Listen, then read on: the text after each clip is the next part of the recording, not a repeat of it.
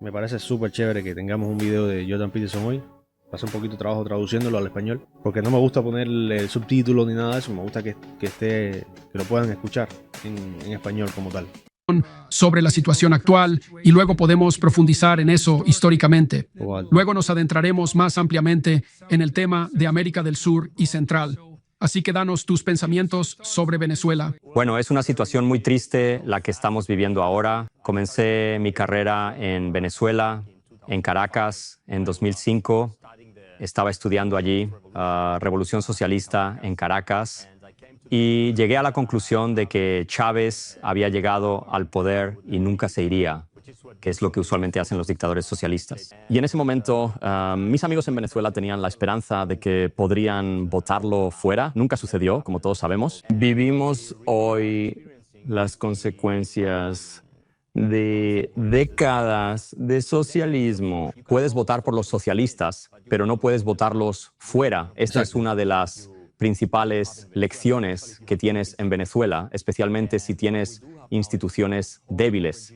Y lo que tenemos ahora es un régimen horrible, es una dictadura tiránica que ya lleva décadas allí. Y Maduro está involucrado 25 años, sistemáticamente en violaciones de derechos humanos. Robó la elección, todos lo sabemos, hace un par de semanas. Y los amigos que tenemos allí arriesgan sus vidas. Al contrario, ese tipo de elecciones lo que sirve es para validarlos y cementarlos en el poder. Porque ahora se la van a robar, entonces hacen las elecciones y entonces hacen parecer delante de la opinión mundial de que el pueblo los quiere. Un amigo mío fue arrestado por el régimen de Maduro sin motivo alguno. ¿Sabes? La policía la detuvo sin motivo claro, llevándola a prisión solo por publicar en redes sociales. Nadie sabe qué le están haciendo ahora. Y el problema que Venezuela representa para toda la región, Como en Cuba, que está lleno de presos políticos. y no solo América Latina, sino también para Estados Unidos, es que el régimen de Maduro es una gran narcodictadura. Están aliados con el cartel de los soles. Ellos manejan el cartel de los soles, que es el cartel del sol, y están exportando cocaína por todas partes. Y no solo eso, están aliados con el régimen iraní y con Rusia. Así que están siendo apoyados por Rusia, Irán y también por China. Entonces, creo que esto representa una amenaza de seguridad para Estados Unidos porque tienen, ya sabes, Hezbollah tiene campamentos de entrenamiento en Venezuela. Y Increíble. si tienes estas fronteras abiertas con México, estoy seguro de que se han infiltrado. Gente que viene de Venezuela a los Estados Unidos, que no son los criminales comunes que se pueden ver hoy en día operando en Nueva York u otras partes de los Estados Unidos. Estos son también terroristas islámicos. Aprovechando eso, estaba saliendo en Twitter por ahí una noticia, ayer creo que fue, bien fresca, ayer o anteayer, que era un cartel venezolano, precisamente, de que estaba en un grupo armado, no sé si era un cartel realmente, pero era un grupo terrorista, que estaba, no sé si puedo decir esa palabra, que estaba operando ahí en una ciudad de Colorado. Voy a estar buscando después. Estoy bastante seguro de que tienes a algunos de ellos ahora que vinieron de Venezuela a través de México a los Estados Unidos. Así que esta es una situación dramática y tengo un mensaje del grupo de María Gordina Machado porque he estado en contacto con ellos. Ella es la líder de la oposición, es una buena amiga mía.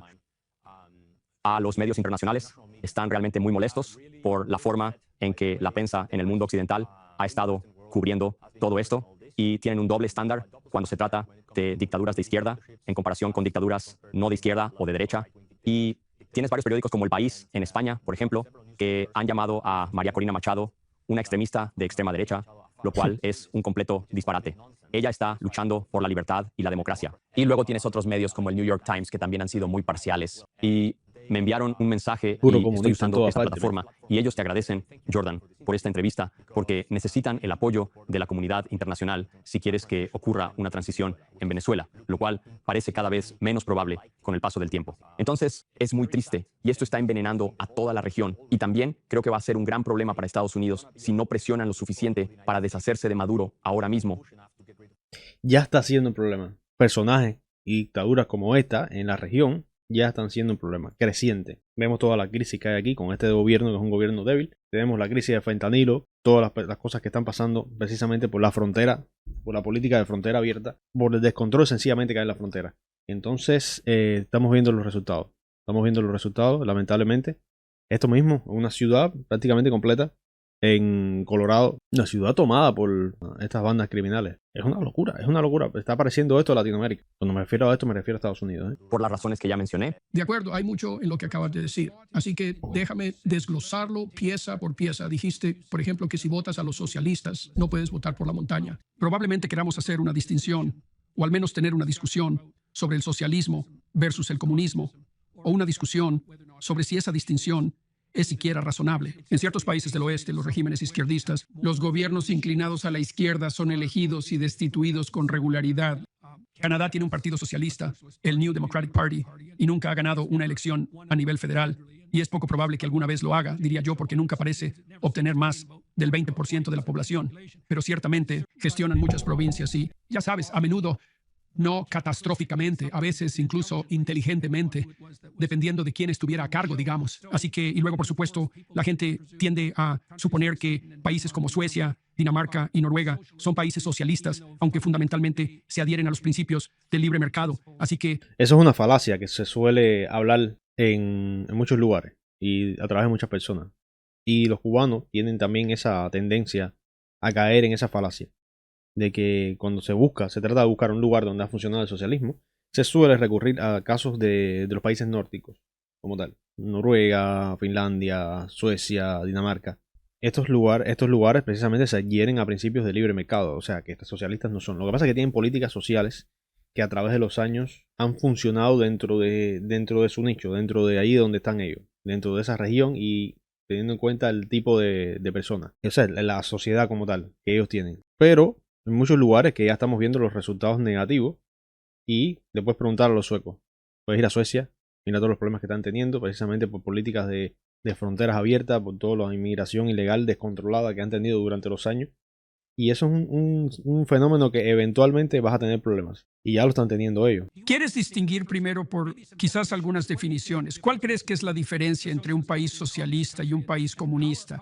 ¿Y cómo debe la gente hacer esa distinción? Bueno, distinguiría entre la socialdemocracia, que es, ya sabes, la izquierda que usualmente tenemos en el mundo occidental, en las naciones desarrolladas. Gente como Biden o gente como, ¿sabes? Justin Trudeau, gente así, que pueden ser muy de izquierda cuando se trata de los temas woke y todos estos conflictos de valores que tenemos ahora en Occidente.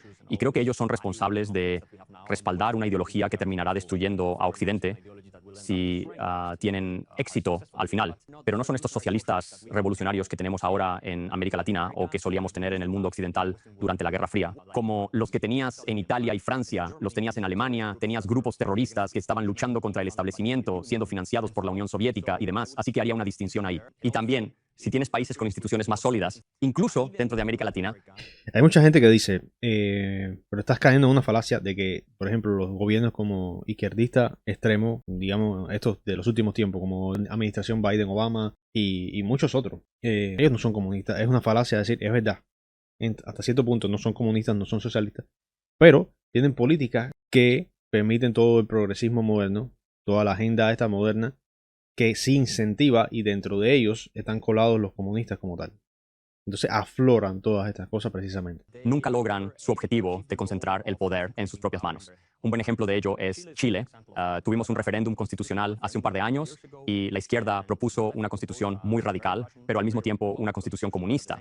Y más del 60% de los chilenos... Porque eso sí, ellos llegan y enseguida, inmediatamente que llegan al poder, lo primero que van a hacer, y eso puedes ver todos los ejemplos, es cambiar cómo son todas las cosas, cambiar la constitución, van a hacer todo lo posible por cambiar la constitución, cambiar las raíces, la base, para entonces cementarse en el poder. Votaron en contra de eso, así que fuimos salvados por esta decisión en el referéndum, así que fracasaron en su intento de controlar el poder. Menos mal. Entonces, diría que en la definición clásica de socialismo y marxismo o comunismo, solían ser más o menos lo mismo durante la Guerra Fría. Quiero decir, sería difícil argumentar que un socialista no era al mismo tiempo alguien que creía en el tipo de sistema de la Unión Soviética, economía centralmente planificada. Este es un punto que Hayek y Mises estaban haciendo durante la Guerra Fría, luchando contra los socialistas, porque los socialistas estaban abogando por una economía centralmente planificada, que al final habría destruido todo tipo de libertades políticas y la democracia también.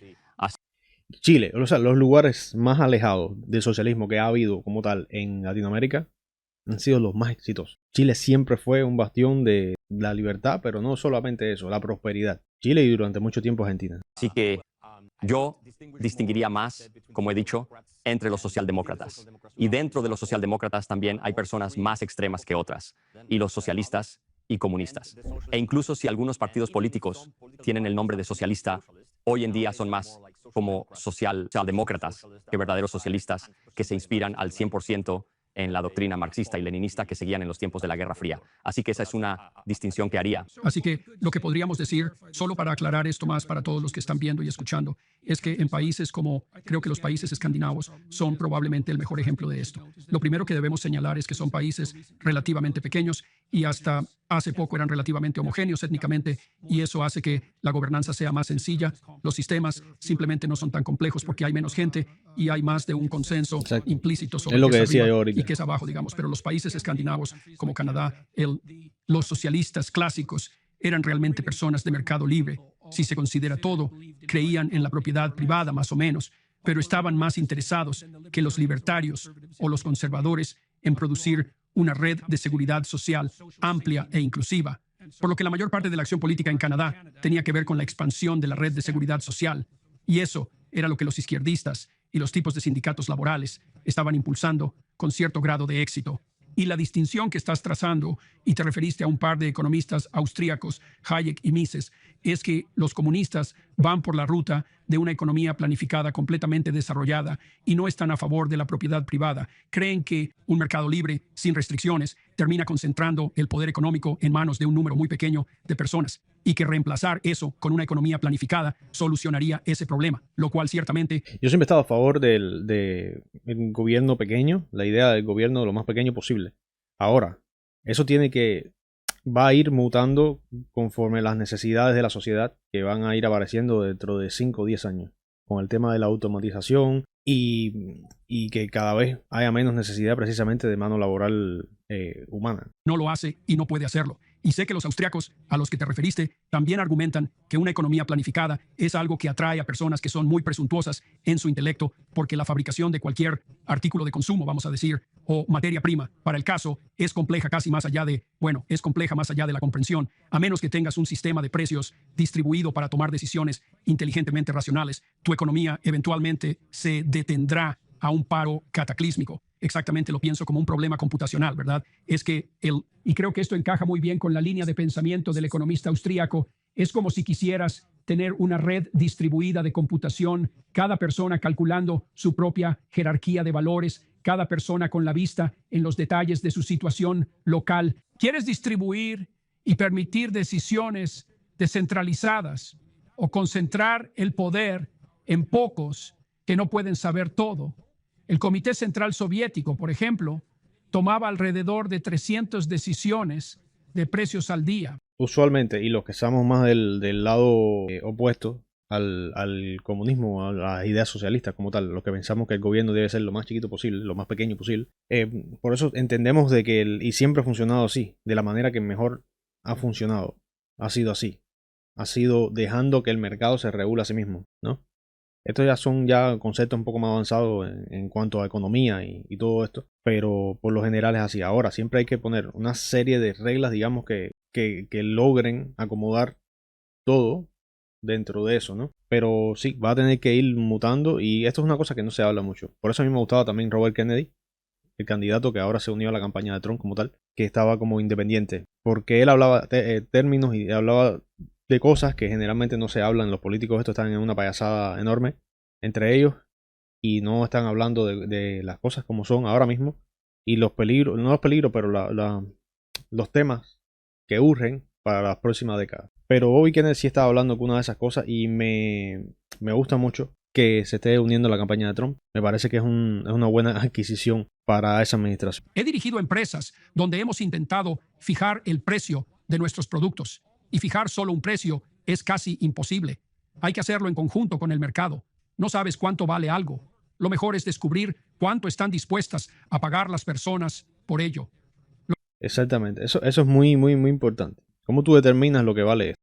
O sea, el mercado es el que determina el valor que tiene. El valor es una cosa, digamos que subjetiva. Los comunistas se centran en una economía planificada. Ahora, regresemos a Venezuela. Entonces, antes de la revolución socialista, en tu opinión, ¿Cómo estaba Venezuela? Así que Venezuela es un caso interesante porque tenía el ingreso per cápita más alto de América Latina en 1970 y era el país con el mayor grado de libertad económica. Se puede medir eso. El Instituto Fraser en Canadá hace ese trabajo de medir la libertad económica. Y en 1970 Venezuela estaba en el puesto 14 en libertad económica. Medían alrededor de 90 países aproximadamente en ese tiempo. Chile fue uno de los últimos países porque habíamos tenido el experimento socialista de Salvador Allende, que fue un intento de imponer un sistema comunista totalitario en Chile. Y éramos los últimos en el país y teníamos hiperinflación y escasez de bienes y Chile no tiene servicios que agradecer básicos de que se salvaron de... y así sucesivamente. Así que fue una catástrofe completa que terminó en el golpe de 1973 liderado por el general Pinochet. Pero Venezuela, con el tiempo y con las décadas, especialmente después de que nacionalizaron en los años 70 la industria petrolera, tenemos que recordar que Venezuela tiene una de las mayores reservas de petróleo del mundo. Nacionalizaron y empezaron a caer en el ranking de libertad económica sistemáticamente. Así que para cuando Llega el comunismo al desierto y se acaba la arena. Chávez llegó al poder en 1988, Venezuela estaba muy mal posicionada en los rankings de libertad económica. Tenías un sistema muy cleptocrático y corrupto que, ya sabes, una sociedad de búsqueda de rentas, digamos. Todos intentaban vivir de las subvenciones del gobierno y de acuerdos corruptos entre los intereses corporativos y los políticos.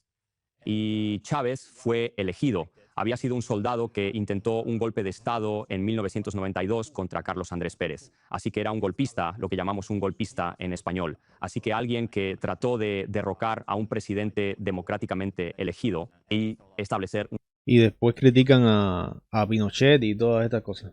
Chávez era un golpista, ¿de qué me están hablando? una dictadura. Así que todos sabían quién era Chávez. Mucha gente murió en 1992 y él terminó en prisión. Pero bien intencionados de la izquierda central en Venezuela lo indultaron para que pudiera salir de la cárcel. Y luego fue a ver a Fidel Castro y Fidel Castro reconoció inmediatamente que tenía Lo un instruyó. títere al que podía guiar para tomar el control sobre Venezuela. Así que Castro y Cuba, ellos han sido los cerebros detrás de lo que está pasando en este país. Y ellos han, ya sabes, extrajeron enormes sumas de riqueza de Venezuela porque después del colapso de la Unión Soviética, Es que es una ideología parásita. Parásita. Su manera de producir no funciona. El gobierno no sabe producir. Se acaban los recursos y ¿qué hacen? Recurrir a otros lugares para seguir parasitando ahí. Eso. en algún momento, Rusia dejó de financiar a la dictadura cubana. Y así, Venezuela ha desempeñado ese papel. Cuando eso pasó, cuando ya la Unión Soviética se cae, cuando deja de financiar al gobierno cubano, a Cuba como tal, que era un periodo dorado, porque en Cuba se estaba viviendo de precisamente chupando la teta de Venezuela, de la Unión Soviética. Se acaba todo eso y entra en lo que le llaman en Cuba el periodo especial. Y Chávez veía a Fidel Castro como una figura paternal para él. Y esto es realmente importante porque fue leal a Fidel hasta el final. Y los servicios de inteligencia de Cuba, que son muy eficaces, tenemos que decir, al consolidar el poder, han estado en Cuba por más de 60 años, así que saben lo que están haciendo. Estas son las personas que asesoran al régimen sobre qué hacer para lidiar con la oposición y purgar a las Fuerzas Armadas y cosas por el estilo. Pero Venezuela ya estaba en una situación en la que habían perdido su libertad económica y sus ingresos per cápita, en comparación con otros países de América Latina, empezaron a caer dramáticamente. Y mientras Chile adoptaba reformas de libre mercado, especialmente influenciados por la Escuela de Economía de Chicago, Milton Friedman y Arnold Haberger, George Stigler y personas así, y nos convertimos en el país más rico en términos per cápita en América Latina. Y así puedes ver que en los años 70 Chile estaba en el fondo del ranking de libertad económica. Subimos a la cima, incluso entre los 10 primeros en algún momento, y nos convertimos en el país más rico de América Latina. Y Venezuela, todo lo contrario. Pasaron de ser el país más libre de América Latina a ahora el último país en el ranking mundial, 162 entre 162 países que se miden. Y es un desastre completo. Y esto es socialismo, a esto me refiero.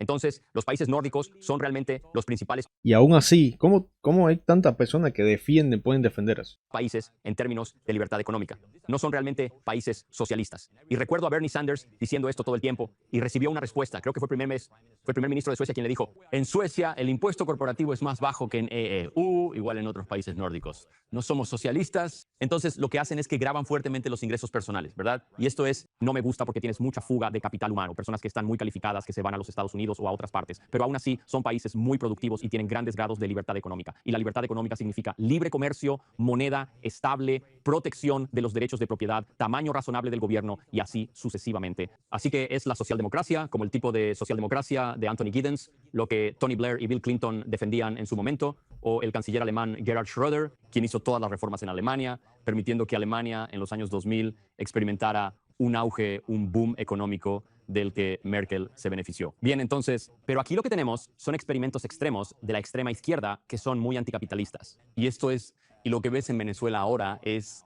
la consolidación de esta ideología. Debemos recordar que Maduro fue elegido por Chávez como su sucesor. Y la razón de esto fue que Maduro, en comparación con Diosdado Cabello, quien es otro criminal y uno de los principales líderes de este cartel de los soles, Maduro es un doctrinario. Era el socialista extremo y fue ministro de Relaciones Exteriores durante la administración de Chávez. Y fue fundamental en la construcción de toda la red de Increíble que ese Venezuela imbécil y haya el sido chavismo a ministro. nivel internacional. En Europa, en Asia, en diferentes partes. Y Chávez se alineó muy rápidamente con Rusia, Irán y China. Entonces, esto es parte de la Guerra Fría 2.0 que estamos experimentando. Venezuela está jugando para ellos. Y ahora tenemos, y quiero enfatizar esto, Jordan, porque es importante, tienes un salario mínimo de $3 en Venezuela. Tienes una inflación acumulada de 2 millones% o más. Tienes un colapso del 70% del PIB, 70%. Tienes un colapso de más del 80% de la producción de petróleo en Venezuela. Y han derrochado casi $1 billón en riqueza. Porque cuando Chávez llegó al poder, el barril de petróleo estaba a unos $8 y se disparó a más de 120. Así que solo por eso obtuvieron casi $1 billón. Arruinaron toda esa riqueza. Y la gente dice, bueno, es política caribeña.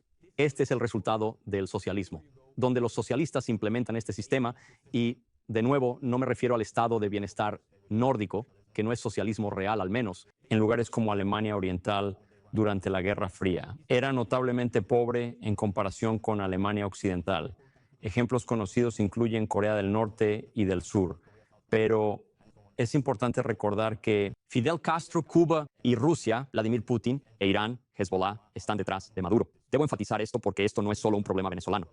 Esto va a ser un problema crucial para los Estados Unidos y para... Todos los estados terroristas, enemigos precisamente de los Estados Unidos, han visto en todas estas dictaduras de Latinoamérica una posibilidad de infiltrarse en Estados Unidos y empezar a operar de manera solapada. Ya no tan solapada, ya es a la cara. Lo que pasa es que la política débil exterior precisamente de Estados Unidos, con respecto a todas esas cosas, ha ido tan en declive que tú dices, bueno, ¿y cómo es posible que todas estos lugares, Irán, Hezbollah, todos los grupos terroristas estén operando precisamente a las puertas de los Estados Unidos, influyendo, y ellos no hagan nada? Para la seguridad nacional en los Estados Unidos.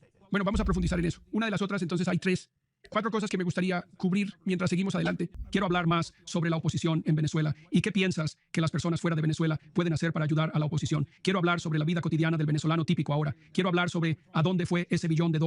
Y tal vez podamos hacer eso mientras hablamos sobre tu afirmación, por ejemplo, de que el gobierno de Maduro básicamente también se ha convertido en una narcodictadura. Ahora, ya sabes, hiciste una variedad de acusaciones extremadamente serias. El mal uso de $1 billón es sin duda uno de ellos. Pero luego también dijiste, bueno, el gobierno de Maduro está en cama con los carteles de la droga. Y mira, no creo que la gente en América del Norte entienda exactamente qué significa eso o cuán nefastos son exactamente esos carteles y qué peligro representan, bueno, para la estabilidad de todo el hemisferio occidental. Pero luego también añadiste el hecho de que Maduro está confabulado con, bueno, Cuba, Irán, Rusia y luego Hezbollah.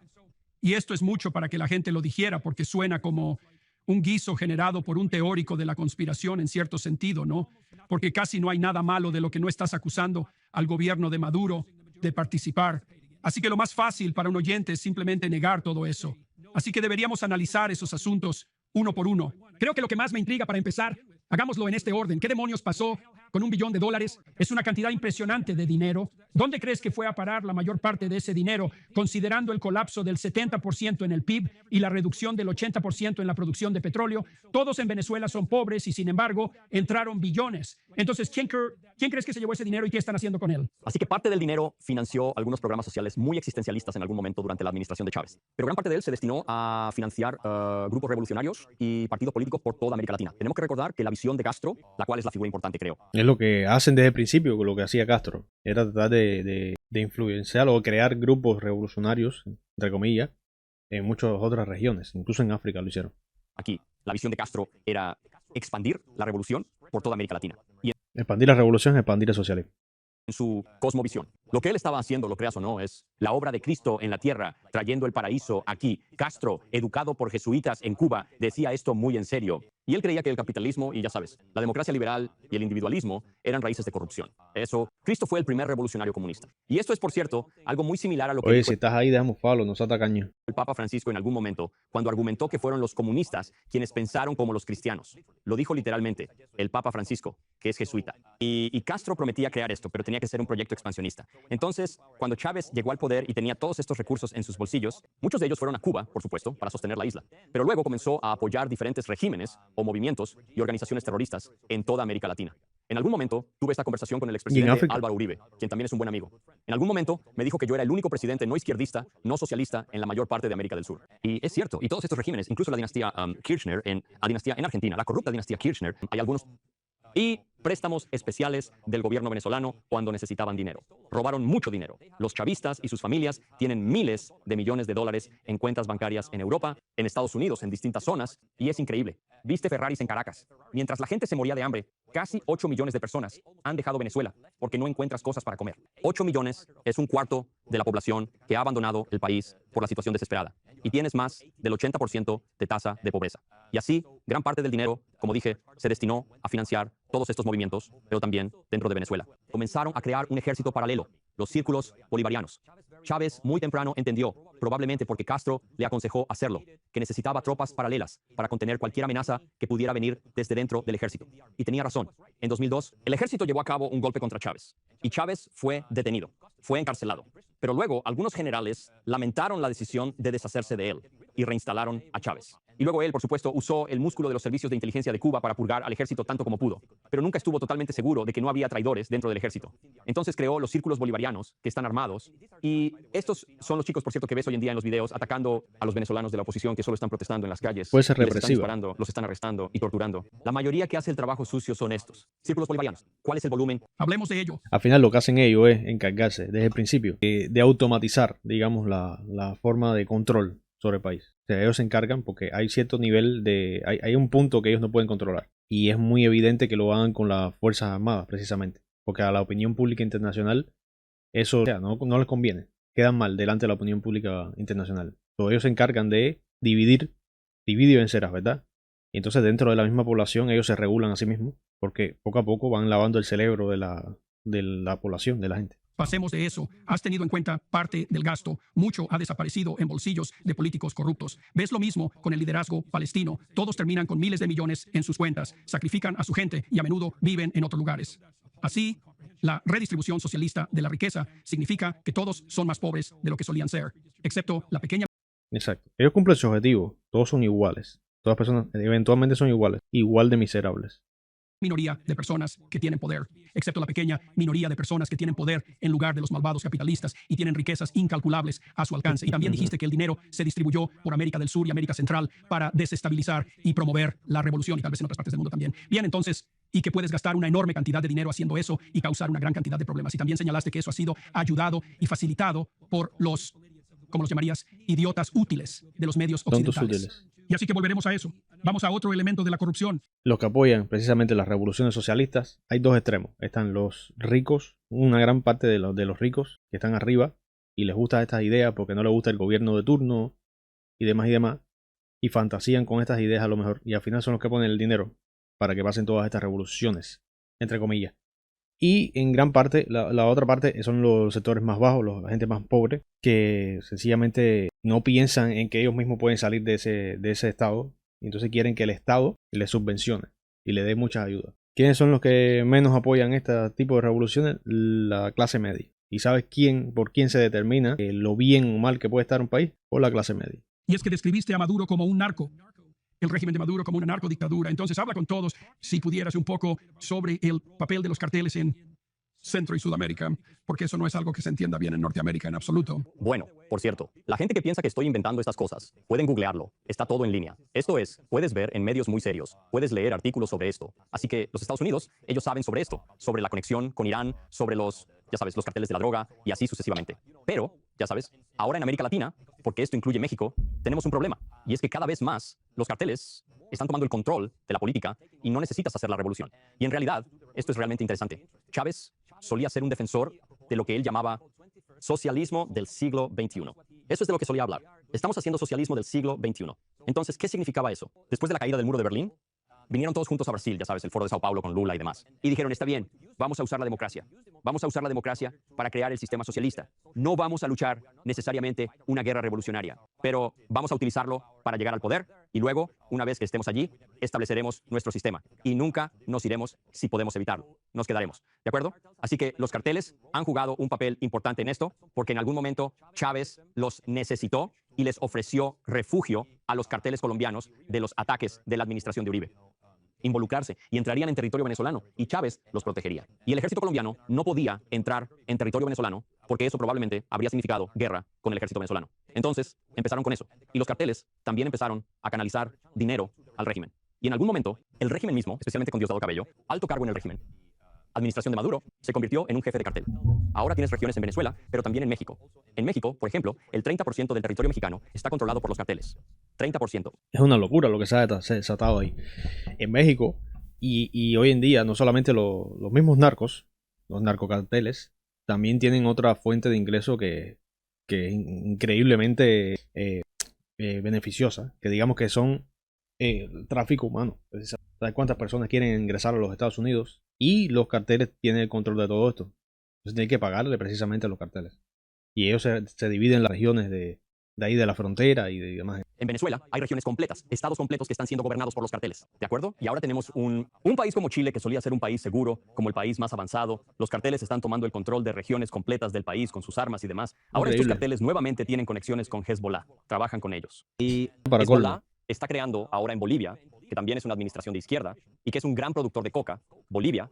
Ellos están creando o estableciendo instalaciones para producir drones que son para fines militares. Recordemos además a Bolivia y Venezuela, Venezuela y Bolivia tienen uranio, lo cual es crucial para los iraníes. relacionado con el programa nuclear iraní. Entonces, los carteles se han convertido en una fuente de financiamiento. Se han convertido en el gobierno, en el caso de Venezuela. Y no quieren perder su modelo de negocio. Y por eso creo que no van a aceptar una transición a la democracia en Venezuela. Pero están desestabilizando a toda América Latina porque son un negocio. Están expandiéndose en todas partes donde puedan para obtener más ganancias. Y un país como Chile, por ejemplo, que solía estar libre de este problema, Se ha transformado en el tercer exportador de cocaína a Europa.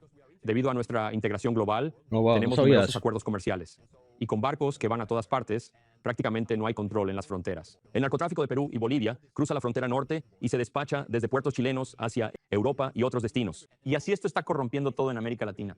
Y he oído, y creo que esto también está en los medios de comunicación, que el Tren de Aragua, que es uno de esos carteles y grupos de crimen organizado, Ese es el que está operando ahora en una ciudad de Colorado.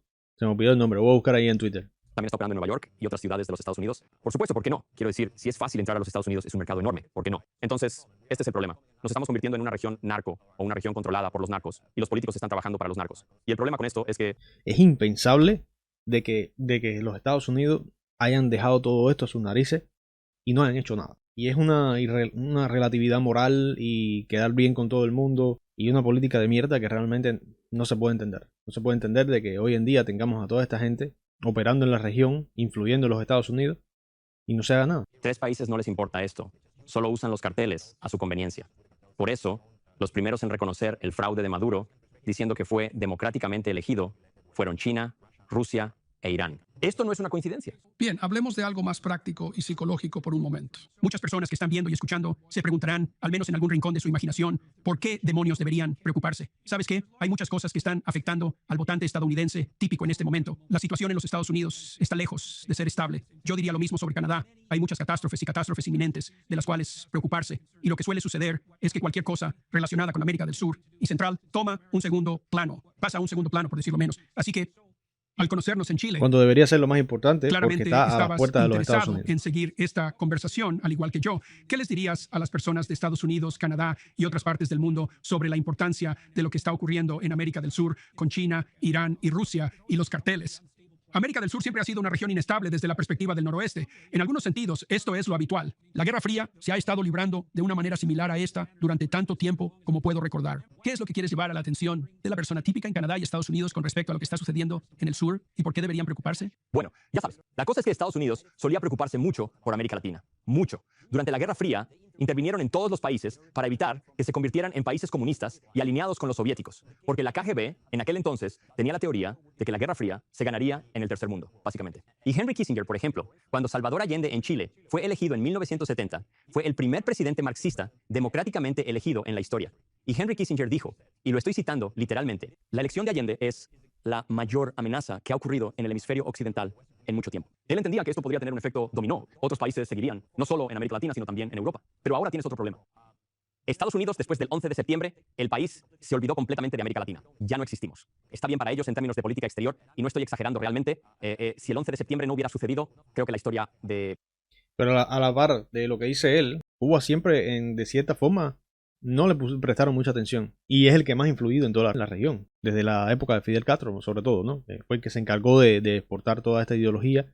Y no exportar la ideología, sino activamente crear grupos armados en toda la región. Y Venezuela está como está hoy precisamente por culpa de Cuba, por culpa de Fidel Castro. La región no está estable precisamente por culpa de todo esto. Y lo han dejado funcionar.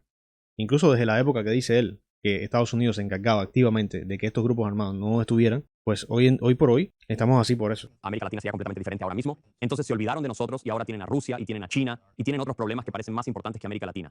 Pero la cosa es que la principal fuerza migratoria en Estados Unidos son los latinos. Y si el continente continúa desestabilizándose a causa de los narcocarteles, a causa de personas como Maduro y demás, tendrás millones más de personas viniendo a Estados Unidos. Millones. Entre ellos está Hezbollah iraní. Desde ese punto de vista es vital para la seguridad nacional. Y luego, cuando están en Estados Unidos, los latinos tienden a favorecer al Partido Demócrata. 2/3 de los latinos votan por el Partido Demócrata. Creo que esto está cambiando un poco, pero no lo suficiente. Entonces, si tienes un cambio sustancial en la demografía en los Estados Unidos, y sabemos que esto está ocurriendo, esto tendrá un impacto político que será realmente será muy sustancial. ¿Por qué los latinos votan por el Partido Demócrata?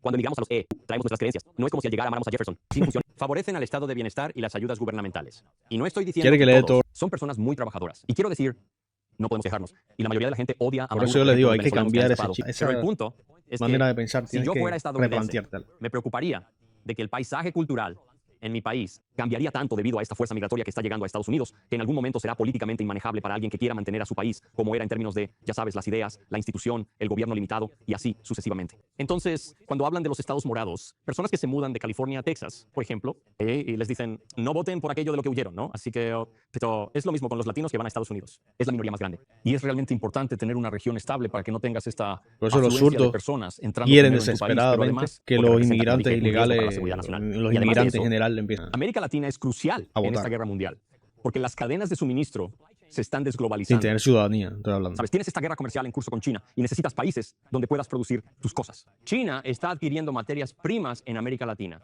puertos en Perú y minas en Chile. Están comprando todo lo que pueden en Panamá, en todas partes. Están comprando recursos naturales, mientras Estados Unidos desvía la vista. Así que creo que esto no es. La razón por la doctrina Monroe en 1832 fue para evitar la intervención de potencias extranjeras en América Latina, asegurando que esta región no se convirtiera en su esfera de influencia. Sin embargo, parece que la doctrina Monroe ya no está vigente. Esto es un nuevo desarrollo. Durante la mayor parte de su historia, a Estados Unidos realmente le ha importado América Latina porque entendían lo importante que era para ellos, para su seguridad nacional y para el interés nacional. Bueno, creo que cometimos el gran error en Occidente de asumir que porque la Unión Soviética colapsó, la victoria sobre esa ideología se manifestó totalmente, siendo en algunos aspectos evidente por sí misma. Se había logrado la victoria, el fin de la historia, digamos, y resulta que el espíritu de los radicales envidiosos no se disminuyó de ninguna manera real por la catástrofe cataclísmica de la Unión Soviética. De hecho, en cierto grado, todo lo contrario, porque cuando era joven y la Unión Soviética aún estaba en pleno funcionamiento, un ejemplo claro sobre los peligros de una ideología antimercado libre es la Unión Soviética, pero ahora la Unión Soviética ha desaparecido. Ya él termina ahí y ya por ahí lo vamos a estar dejando, pero nada, como manera de conclusión, sencillamente el problema es que los Estados Unidos está haciendo de la vista gorda y no está haciendo el papel que debería cumplir como tal en América, en el continente de nosotros. Y entonces ha dejado pasar todo esto durante años y tiene que, definitivamente tiene que existir una administración que se encargue de cambiar todas estas cosas, porque si no nos vamos a pique, señores. Nada.